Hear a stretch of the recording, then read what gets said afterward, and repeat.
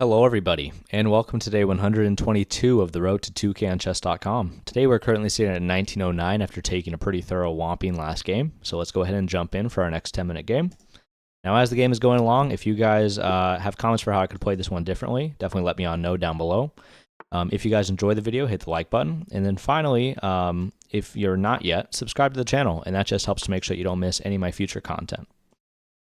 So today we're going to play an open Sicilian against our opponent, Mr. Benny Mike here, a 1924 from the United States.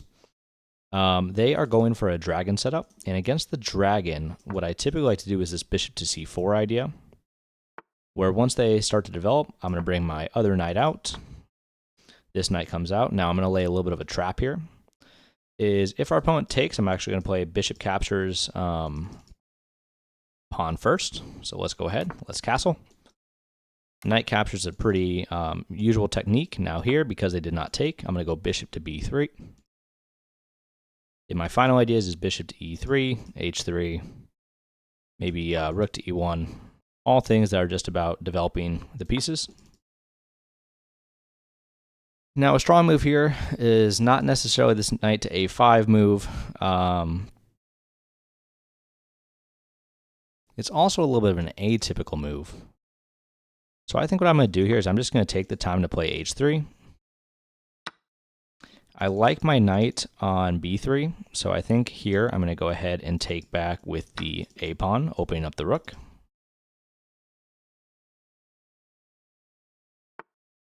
We see a6. Now a6 does open up some ideas for a bishop to come here, but I don't see a way to accomplish that just yet, so I'm going to play rook to e1 first. And I'm probably going to look at doing like a queen to f3, queen to e2, something similar here before too long. But the knight comes back to d7.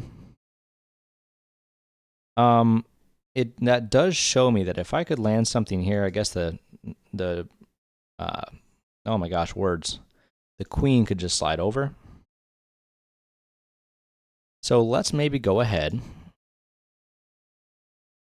I like the move. I like the look of f4 because it stops e5 immediately. It does weaken the dark square diagonal. But maybe I just go queen to d2 and try and trade off this strong dark square bishop, which is kind of a hallmark in the dragon. So we see knight to e5. The idea would be to go here, typically, but that is not possible because of our pawn. So let's go ahead, let's play bishop to h6, asking for a trade. And the trade is somewhat forced. Opponent goes back, attacking the knight. Here, I think I want to take on g7 first. And then if I take, I don't think that does enough for my position, so I'm going to go knight to d5 instead, just centralizing my second knight. And if they want to take, I'm taking with check.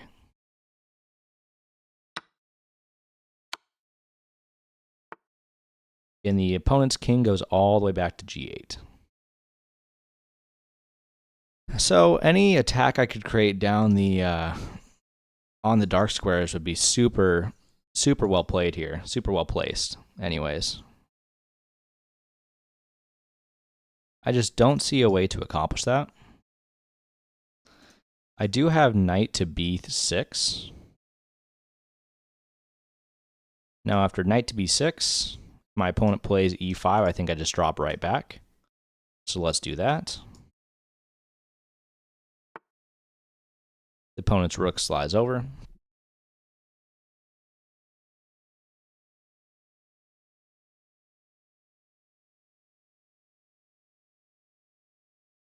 Here, I'm going to actually play the move rook a to d1 and try and push e5, which now also double attacks the d6 square, which now disallows the move e5.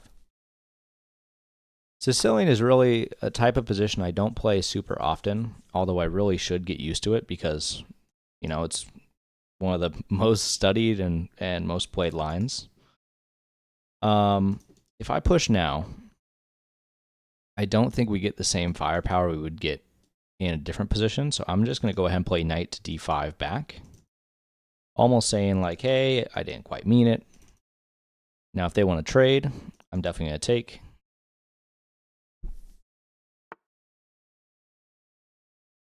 And the knight comes out, attacking this pawn. Now, if I push, I weaken b3, but there's no way to immediately attack it. So I'm going to go c4. If our opponent takes with the bishop, I'm probably taking with the e-pawn, actually, because then I have a small pawn chain. And they immediately challenge me to do so.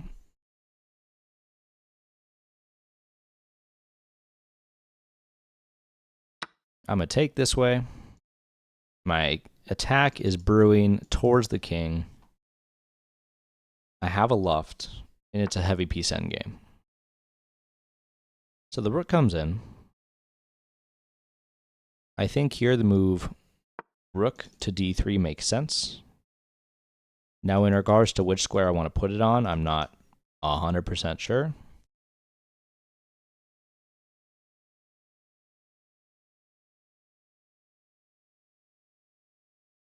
And I could maybe even push h4 and h5. But I have not had a good attacking Sicilian game in quite a while.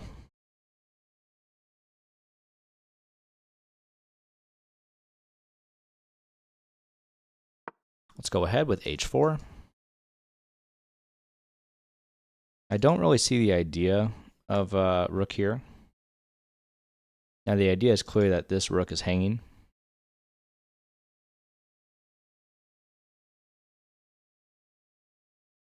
But I believe rook d to e3 just solves that issue. And then once again allows us to push.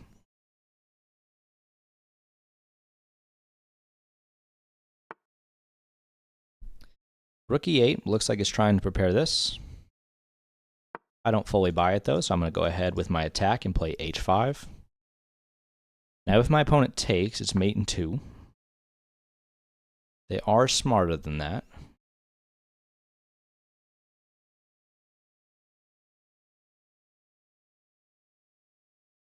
So the queen trade is offered. The queen trade doesn't really help me, is the biggest issue here. So I'm going to decline the queen trade with queen to h4. I still have all my attack here. I actually have 3 pieces attacking that square now. My opponent still has h captures to deal with. But since they didn't take it,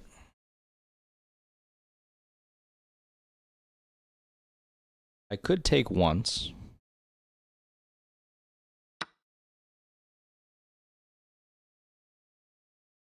And if they take back,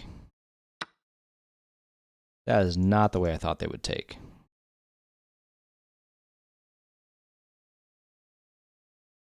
Okay, I can just win a full pawn here.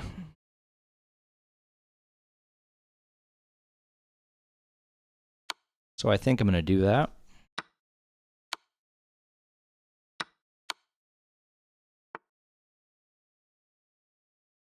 And if I trade down, I'm up a pawn in an endgame.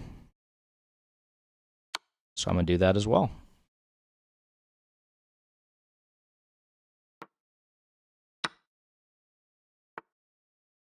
Now the issue becomes, how do I win this endgame? Now if I come up, there's no good infiltration yet.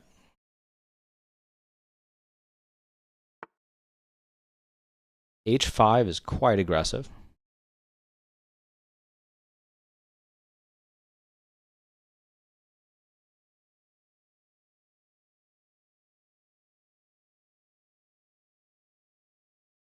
If I start pushing, h4, h5, here, here, here, king over, and I move up. So I'm going to go for this line.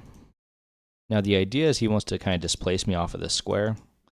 If he does, then I think I'm still fine. But let's play c5.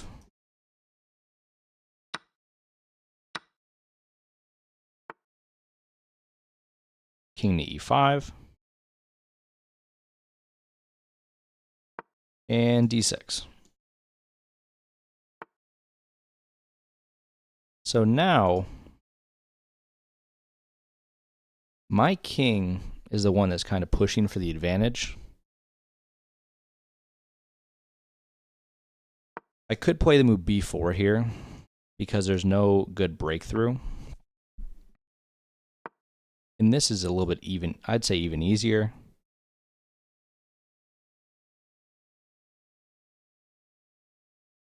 And what I'm going to do is I'm actually going to use these pawns as a kind of almost a decoy of sorts. Now, if I come up and our opponent pushes,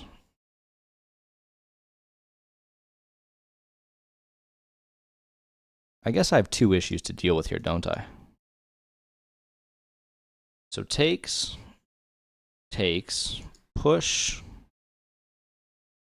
king up, king here, b6, takes, and this pawn's getting through first.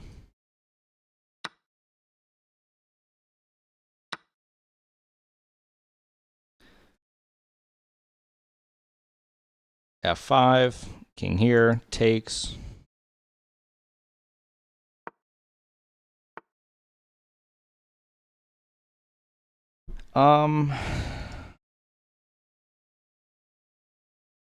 Does it matter? Yeah, I think I take this pawn first, and then I start pushing this one.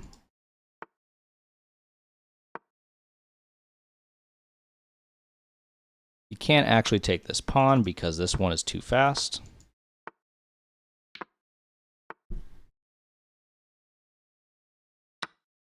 And the best part is I can just take there and we win. So we played another thing different. We managed to actually get a victory in this one. So GG's to our opponent. Let's look at the game review and see how we did. So today we played with an 80.9 and our opponent played with a 75.5. We played a Sicilian dragon today. So after e4, c5, knight f3, d6, and d4, this is the open Sicilian. And after this, transformation of position, and then the move g6. Now we're looking at a dragon Sicilian. So after bishop c4, bishop g7, knight c3, knight f6, and castles. The idea here is to go bishop to b3, just removing this idea where the opponent can take the knight, or say if I play h3 too early, takes, the opponent then has a center fork, which is a little bit unfortunate. But instead, after knight to c6, I played bishop to e3, knight a5, h3, knight takes, and a captures b3. And we just have a comfortable position where we're pretty far ahead in development. Our development is kind of easy at this point. Now after a6, rook e1, knight d7, and queen to d2, I went for trading off the most powerful piece in the black position, which I identified as this, where's the blue? There's the blue. As our opponent's dark square bishop. So after knight to e5, I played bishop h6, knight c6, bishop takes, and knight to d5. Now the reason I wasn't too concerned here about a move like if they tried to go intermezzo with knight captures d4 is I can actually just bring the bishop right back and you're up a full piece. But after knight c6, bishop takes, king takes, knight d5, and we traded here. Once again, I'm just ahead in development. My opponent's bishop is still in its starting square, and all of his pawns are just kind of strewn about. So knight to b6, rook b8, rook a1, bishop b6, and knight to d5, just bringing my knight back. Now, I really didn't have to do that. Here, I probably should consider the move c4, which solidifies my pawns a little bit, and also kind of pushes against the idea of a potential d5 push. But instead, knight d5, rook c8, c4, bishop takes, e takes was the correct way to go, creating this pawn chain. And after rook c7, rook d3, rook d7, and h4, I found the idea of supporting my pieces and creating a same-side king attack. Now, the reason I was saying h5 is very strong is if our opponent takes, what we have is we have rook to g3 check. The only move here is king to f8, and then you have queen to h8 checkmate. Now, our opponent's smarter than that, so they tried to trade off queens. We declined the queen trade. I considered slightly the queen trade, but I think it just allows for moves like b5, and then there's a lot of counterplay. So king g7, h takes, and here I went ahead and traded everything down into a queen endgame, up 1 pawn.